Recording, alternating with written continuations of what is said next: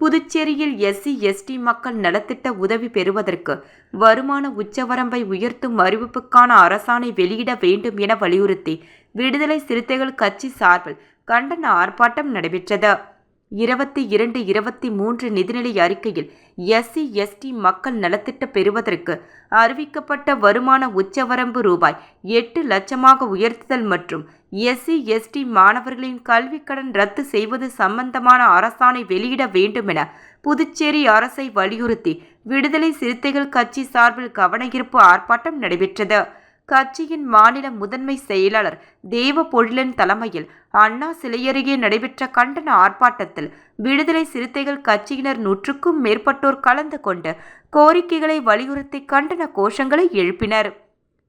SC/ST மக்களின் வருமான உச்சவரம்பு 8 லட்சமாக உயர்த்துவது சம்பந்தமாக அறிவிக்கப்பட்டு 3 ஆண்டுகள் ஆகியும் இதுவரை அரசு அரசாணை வெளியிடவில்லை.